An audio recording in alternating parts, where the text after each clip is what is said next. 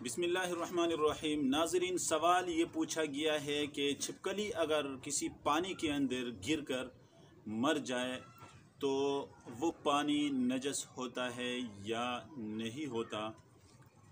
इसके बारे में ये हुक्म है कि अगर किसी बाल्टी के अंदर पानी है, छिपकली उसके अंदर मर जाए तो वो पानी नजस नहीं होता, बल्कि मज़ीद तफसील के लिए एक उसूल के मुताबिक ये मसला मैं आपके सामने वाज़ह करूँगा।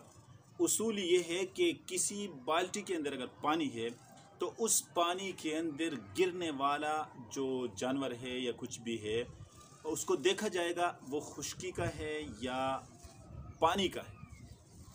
खुश्की का मतलब ये है कि वो खुश्की में पैदा होते हैं और खुश्की में रहते हैं, और पानी का मतलब है पानी के अंदर पैदा होते हैं और पानी के अंदर रहते हैं।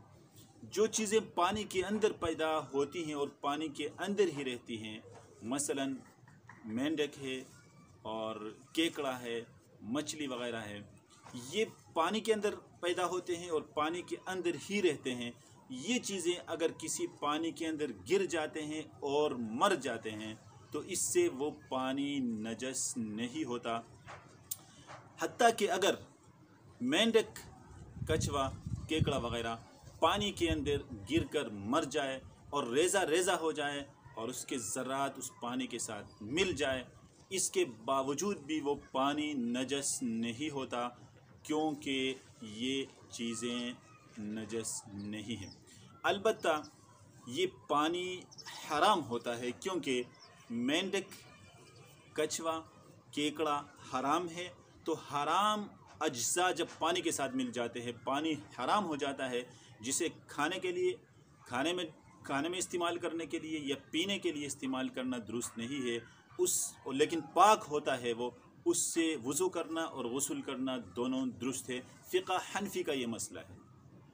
और अब आते हैं हम उन जानवरों की तरफ जो खुश्की में पैदा होते हैं और खुश्की में रहते हैं। तो उन चीज़ों के बारे में ये देखा जाएगा कि उनके जिस्म में दमे साइल यानी बहने वाला खून है या नहीं है। बहने वाला खून का मतलब ये है कि अगर उनमें से किसी को मार दिया जाए तो उसका खून बह जाए। अगर खून निकाल दिया जाए, छुरी से उसको मार दिया जाए तो खून बह जाए, तो ये बहता हुआ खून है।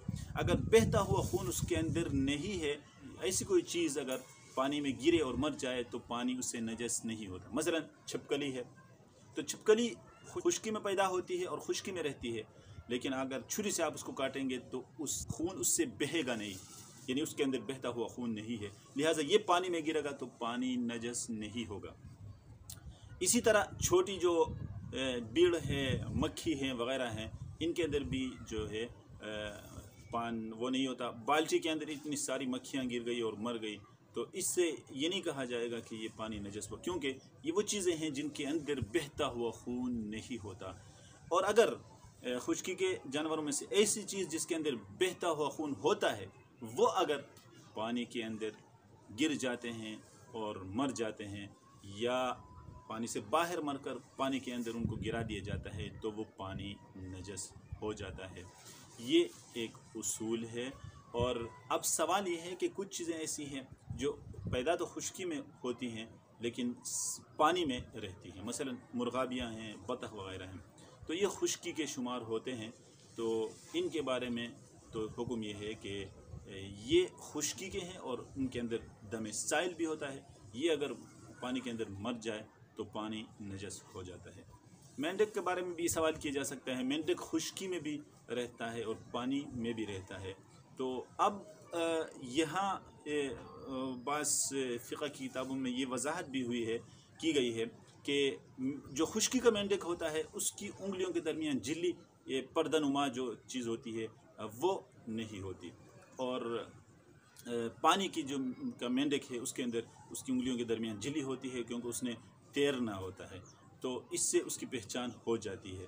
बहरहाल अगर मेंढक जो है अगर खुश्की का भी है तो उसमें ये देखना होगा कि उसके अंदर बहता हुआ खून होता है या नहीं होता। अगर होता है तो ठीक है, उसके पानी में गिरने से गिरकर मरने से पानी नजस होगा। अगर ऐसा नहीं है तो उसके पानी में गिरने से पानी नजस नहीं होगा। अस्सलाम वालेकुम व रहमतुल्लाहि व बरकातहू।